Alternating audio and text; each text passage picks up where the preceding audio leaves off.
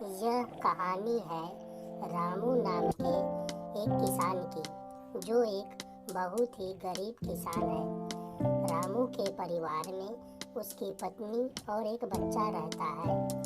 रामू गरीबी के कारण उसकी पत्नी और उसके बच्चे में अक्सर लड़ाई होती रहती है। एक दिन रामू और उसकी पत्नी आपस में लड़ रहे थे।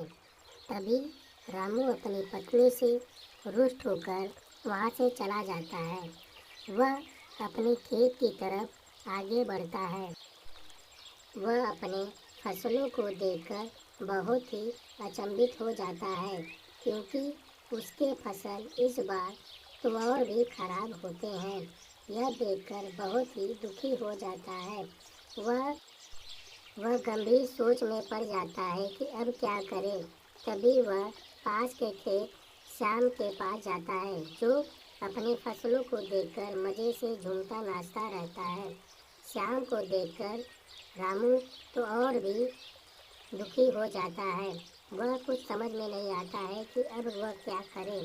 तभी वह यह सब देखकर वहाँ से चला जाता है और नदी के पास पेड़ के छांव में बैठकर मन ही मन बड़बड़ाने लगता है।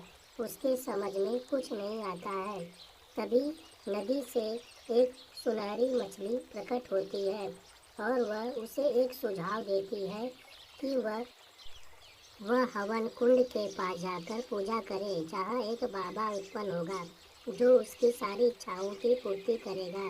तभी रामू जल्दी से हवन कुंड के पास जाता है और खूब पूजा करता है। कुछ देर बाद उस हवन कुंड से एक बाबा उत्पन्न होते हैं और रामू उनसे वरदान मांगता है कि वह बहुत अमीर हो जाए। तभी बाबा उसे एक वरदान देते हैं कि मैं तुम्हें एक चुड़ैल देता हूँ। तुम जो भी इच्छा उस चुड़ैल से मांगोगे, साथ में बाबा रामू को चेतावनी देते हैं कि तुम उस चुड़ैल से कुछ न कुछ काम करवाते रहना। जैसे ही रामू अपने घर पहुँचता है तो चुड़ैल उसके सामने आ जाती है।